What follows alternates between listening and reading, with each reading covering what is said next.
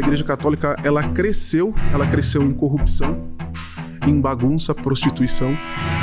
Ela cresceu destruindo. Como assim cresceu em bagunça?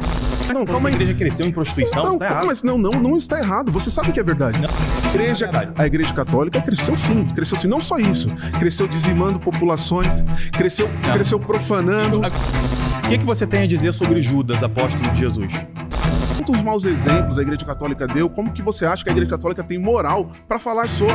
Você acha que não é um problema o fenômeno das igrejas de parede preta? Não é um problema. De pastor voando, pulando em cima? Mas... O debate estava educado demais. O debate estava bonzinho demais. Agora nós vamos reagir a um momento do debate entre o Ariel e os 25 evangélicos, na realidade 19, que pegou fogo. E aí veio as famosas acusações contra nós, católicos. Vamos assistir aqui a este trecho. E claro, sempre refletir, que é pra isso que a gente existe aqui. Nesse ponto aqui, o tema era parede preta e luzes piscando não é bíblico, tá? Então saiu aquela menina ali do fundo, que tava de jaqueta, e entrou esse rapaz. Esse foi o trecho que eu mais achei que ficou forte e me incomodei por algumas coisas que falaram. O paradoxo que eu acho de você especificamente nesse momento é que você usa um exemplo. O que serve para a Igreja Católica não serve para as outras religiões. Né? A Igreja Católica em todo o tempo, e aí você vai falar, não é sobre atacar a Igreja Católica, é sobre o que é a Igreja Católica. Né? Você aqui usou termos da bagunça das igrejas de parede preta, de todas essas questões, mas a Igreja Católica, ela cresceu em corrupção, em bagunça, prostituição. Ela cresceu destruindo. Como assim cresceu em bagunça, prostituição? E não foi? Você pega os papas, pega a Borba. A igreja, inclusive, ela conseguiu banir o costume, por exemplo, dos servos não poderem casar, que era um costume do Império Romano. Toda aquela bagunça sensual que existia dentro dos banhais. Onde tem banhal na Idade Média? Na arqueologia a gente acha, no Império Romano, um monte de banhal. Era um negócio bem terrível, né? Que o pessoal ia lá, enfim, não vamos nem entrar em detalhe aqui. Como hoje em dia também tem um monte de coisa ruim assim no nosso mundo pagão. E aí você acha que por conta disso, disso... Não, calma aí. A igreja cresceu em prostituição, está errado. Mas não está errado. Você sabe que é verdade. Você sabe que é verdade. Você falou que a igreja cresceu em prostituição. A Igreja Católica cresceu sim. Não só isso. Cresceu dizimando populações, cresceu profanando. Inclusive, quando a Igreja Católica... E você sabe que cresceu... Nossa, ela cresceu e se expandiu só com corrupção? Vamos falar isso para São Paulo Apóstolo, então? Que assim, ó, levou o evangelho para longe... Para todos os outros papas, ele vai falar aí do Papa Borba, a gente vai falar já sobre ele, com corrupção, sendo que onde a Igreja Católica pisou, a Igreja Primitiva pisou, ela auxiliou muito em muitas questões. Aí ele vai falar um absurdo aqui, vamos ir pro absurdo. A igreja dizimou. Bom, se você pegar a igreja, a ajuda que ela deu em tudo que foi... Vou pegar no Brasil, vou ser prático, né? Se você pega aqui os jesuítas, o que eles fazem, eles aceitando dizimar pessoas. Os jesuítas salvaram os índios da escravidão. Entre aspas. Eles foram expulsos pelos iluministas. Entre aspas. Sabe por que eu falo? Por isso. Sabe por que eu falo? Defendiam os índios. Não, sabe por que eu falo? A igreja acabou com o canibalismo na América. Ela acabou com os sacrifícios humanos. Como é que você diz que a igreja cresceu em prostituição e homicídio se a igreja acabou com tudo isso, tanto na Europa quanto aqui? Então... Vamos dar um exemplo clássico. Tirando essa parte da história, porque o Ariel já falou. A gente viu muita gente falando da Ilha do Marajó, não foi? Pois é, eu conheço a questão da Ilha do Marajó há anos, na época da Renovação Carismática, porque a Renovação Carismática mandava, não sei como que tá agora, se ainda tá fazendo a missão lá, mas mandava missionários para a Ilha do Marajó, porque a situação lá era muito terrível. E existia um bispo, Dom Ascona, que já foi, né, já não está mais aqui entre nós, e ele recebia ameaça dos garimpeiros. Ele recebia muitas ameaças, mas ele continuava firme na fé e defendendo as pessoas. Então não venha com essa história de corrupção baseado em um ou outro irmãozinho, porque aí, né, falou que, não, mas aí você generaliza, e você tá fazendo o quê em relação à Igreja Católica? A igreja trouxe a verdade de Cristo pro mundo todo. Posso fazer só uma pergunta então pra você e depois? Tá. Me fala sobre os papas. Por exemplo, Borba. Qual é a representatividade dele para você na igreja e o que ele representa para que você tenha autoridade de falar sobre igreja de parede preta? Deixa eu te perguntar antes. Qual autoridade que um católico tem? Pois é a igreja primitiva de Cristo, instituída, né, por Jesus, e confiada a São Pedro, primeiro papa da igreja. Então, sim, nós temos moral e nós temos, sim, o que falar. Agora, não adianta a gente pegar um ou outro papa lá atrás que fez besteira. Fez. E resumir na Igreja Católica. Inclusive, eu não posso pegar um pastor e generalizar com todos, não é mesmo? Então, vamos começar a generalizar aí, né? Que já que se tornou uma questão de generalização... Pergunta, eu te respondo essa? Não, responde primeiro. Porque vou fazer como Cristo, aprendi com Cristo isso. Você me fez uma pergunta, antes de responder, eu vou te fazer outra. O que você tem a dizer sobre Judas, apóstolo de Jesus? Como assim? Judas. Você me perguntou o que eu tenho a dizer sobre um papa que é mau exemplo. Estou te perguntando o que você tem a dizer sobre Judas, que era um apóstolo que Jesus escolheu. Judas andou com Jesus. Foi escolhido. Ele era... A menina aqui atrás, meu irmão, pelo amor de Deus. Errou no argumento, irmão. Ele tinha dinheiro, aparentemente, porque ele tinha sobrenome. O que mais você quer saber? Então, mesma coisa sobre esse papa. O quê? Você não respondeu. Mesma coisa. Eu penso a mesma coisa sobre ele. Recebeu um chamado, tá lá, e aí? Que daí? Mas... É que você não respondeu nada. A sua pergunta não tem sentido. Fala, o que você acha do papo? Respondeu. Não, eu te fiz essa ele respondeu sim. Sabe o que ele respondeu? Que você não pegou, né? Vocês gostam de interpretar tanto, mas não pegou. Judas traiu Jesus e por isso nós temos que tratar todos os apóstolos como se eles forem traidores de Jesus. Vamos lá. Judas traiu Jesus da pior das formas, né? Ele escolheu isso. São Pedro negou Jesus 3 vezes. Só sobrou São João com Nossa Senhora ali. E todos os outros apóstolos. O pior de todos foi Judas, né? Mas todos os outros também erraram. E por isso nós negamos toda a escritura? Não, né? Vocês gostam de falar da sola escritura. Então, porque se a gente for se basear nesta afirmação, acabou a igreja cristã, né? Pergunta, porque você aqui argumentou, Qual que é o problema que hoje tem bagunça só porque a parede é preta. Você não falou isso? Eu falei que parede preta... Quantos maus exemplos... Não, e o que eu estou te falando, quantos maus exemplos a Igreja Católica deu? Como que você acha que a Igreja Católica tem moral para falar sobre? Exatamente, porque houve muitos erros e ela superou esses erros. Aliás, tem muitos erros hoje em dia que a igreja tenta superar e vocês não... existem muitas igrejas que não superaram, até outras religiões que não são cristãs, mas que a igreja luta contra. E que muitos fecham os olhos, como questão de abuso. Aliás, tem muitos aí especialistas e estudiosos dessa parte dessa questão específica, que já falou, a igreja católica passa por esse tipo de problema. Mas ela tem encontrado as vítimas, ela tem ficado ainda mais firme, mais exigente para que não aconteça essas coisas. Principalmente entre os líderes da igreja.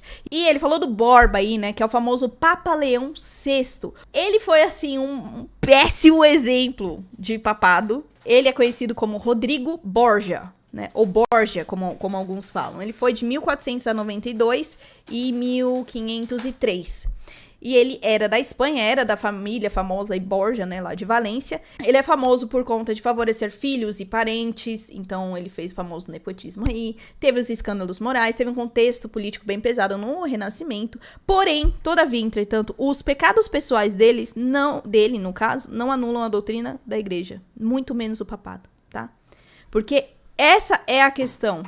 Existe o homem, Borgia, mas existe aquilo que é missão da igreja. Aquilo que é missão da igreja, os pecados dele não interferiram. Pelo menos é isso que nós cremos. E é verdade que senão a igreja não teria sobrevivido há mais de 2000 anos. Tô irritada aqui. Nosso Senhor Jesus Cristo escolheu 12 apóstolos e sabia que um deles o haveria de trair. A Bíblia, inclusive, diz que ele já sabia disso. Isso é ponto pacífico. Tudo bem. Então, da mesma forma, na linha sucessória de São Pedro... Sim, ele já sabe tudo. Ele sabe. Na linha sucessória de São Pedro, ele também sabia que poderia vir alguém, e pode vir ainda, que não vai ser salvo. Qual é a surpresa com isso? Então, mas qual é a surpresa da parede preta? Eu não entendi isso. Qual a surpresa da parede preta? Gente, você acha super normal existir uma igreja que fala em nome de Deus, em nome de Cristo, com uma parede preta, piscando, bagunça, porque a parede preta e a luz que o Ariel citou aí são os simbolismos daquilo que as pessoas entendem hoje como bagunça. E sabe o que é pior? Isso não escandaliza. Não tem escandalizado os cristãos, mas escandaliza os de fora. Como eu falei no outro vídeo, tem muita gente do meio secular, de canal no YouTube aqui, que tá denunciando isso. Aliás, igrejas que estão envolvidas num baita de um escândalo aí, do famoso escândalo que tá rolando aqui no Brasil, e a gente não fala. A gente vê muito silêncio. Então não é só bagunça ali na hora do culto. É no resto também. É muitas questões envolvendo aquilo que é humano. Aquilo que a irmã ali, que tá com a mão levantada, apontou que é a corrupção do coração do homem. Então isso surpreende, sim. Aliás, surpreende não só, né? Deixa triste, deixa revoltado. Como também os escândalos que já aconteceram na Igreja Católica de padres, ou deste Papa, ou de outras histórias. Mas isso não quer dizer que a Igreja Católica vai ser reduzida a isso. E que ela não tenha moral. Porque a gente tem moral quando a gente arruma a casa. E a Igreja Católica tá sempre lutando pra casa estar muito bem arrumada. E não ficar vivendo na bagunça. E nem incentivando a bagunça. Isso anula. Não faz o menor sentido. Isso anula o que nosso Senhor disse em Lucas 10,16: quem vos ouve é a mim que ouve, quem vos rejeita é a mim que rejeita? Não, mas a parede preta anula o quê? Me fala. A parede preta, o problema é a grande bagunça que a gente viu em 1 Coríntios 14, que não pode ser o centro do culto. A primeira carta aos Coríntios, justamente, ela separa o rito da missa, a Santa Ceia, ou a completude da ceia judaica, de todo o resto das outras coisas da vida espiritual da pessoa. Tanto que ele fala que se a pessoa quer falar em línguas, que ela fale dentro da sua casa, se não tiver ninguém pra interpretar. Deixa eu só deixar claro, tá? Minha parede é branca. É que, eu sei disso. Que eu achei, assim, um argumento tão sem nexo. Você acha que não é um problema o fenômeno das igrejas de parede preta? Não é um problema de pastor voando, pulando em cima? Mas não é um problema porque o culto católico, ele... E aí, encerramos. Gente, olha, essa parte do debate foi a que mais me revoltou. Porque trouxe à tona muitas acusações que nós recebemos. Vocês fazem isso. Aliás, tem um livro, eu já falei pra vocês, o livro do O Catequista, são 2 livros. Um é sobre as mentiras que contam da Igreja Católica e o outro são das verdades que não te contaram, né? É um livro muito bom. Comi esse livro, porque é uma linguagem muito simples. Traz ali a época da Inquisição, traz essa questão dos papas, traz muitas outras questões, tá? Então é importante nós pesquisarmos. Até porque todas essas acusações já foram contestadas há décadas, há séculos. Mas hoje em dia, né, como a informação tá rodando e tem gente que vai esquentando a informação ou requentando a informação, ela volta como uma forma de ataque. E a gente tem que ficar toda hora falando coisas que são óbvias. É óbvio que o Ariel aí não estava focando no objeto parede preta e luzes piscando, mas nisso que é uma simbologia, numa arquitetura, porque existe a questão da psicologia, existe a questão da manipulação, e isso nós precisamos tomar cuidado. Ele falou isso num trecho, né? A igreja, as pessoas que são de igreja, elas não podem usar a palavra para manipular a verdade, mas precisam estar na palavra para encontrar a verdade, e encontrando a verdade elas vão se libertando. E muitas pessoas estão saindo e outras continuam nos seus vícios, né? Tô falando assim, umas saem dessas igrejas que tem esse fenômeno e outras estão cada vez mais dentro dos seus vícios. E isso não quer dizer que em outras igrejas, em outras religiões, ou até mesmo na Igreja Católica, não tenha. Mas é aquilo, se eu vejo algo errado, eu tenho que denunciar. Se não, eu vou ser conivente com isso. Então não é que ele deu um argumento, um argumento que não tem muita lógica. Não, tem lógica sim, tem lógica. Vocês ficam em silêncio. Pois é, tem muito cristão que fica em silêncio quando encontra a corrupção de um pastor, quando encontra a corrupção de um coordenador, de um líder. Isso também vale para católico, tá? Que já tem muito padre que já aprontou e você esconde. Muito coordenador que apronta e você esconde, não denuncia. Mas vários casos. Então, assim, tem erro, a gente tem que denunciar. Jesus nunca disse pra nós termos compromisso com o erro, não. Nem com o pecado do outro. Temos que denunciar, temos que lutar contra o pecado. Contra o pecado que acontece em nós e aquilo que acontece na nossa comunidade. Aliás, Corintos aí, né, foi alertada várias vezes. E tantas outras comunidades. Mas e nós? Será que nós estamos nos alertando? Então foi bom o Ariel ter trazido aí, porque é um assunto que eu de verdade, eu não vi. Eu vi um canal só, mas foi recente, falando sobre essa questão das igrejas da parede preta, mas eu vi muito mais o pessoal secular, pessoas que não têm igreja, que não têm religião, ou que são cristãs, ou acreditam em Deus, enfim, mas não tem essa vida como nós temos, né, de igreja, enfim. Elas denunciaram muito mais, fizeram um trabalho muito bom, mas nós estamos aqui, ainda em toda essa situação, tentando esconder tudo pra debaixo dos panos, né? Aliás, teve até um papa que já pediu perdão, né,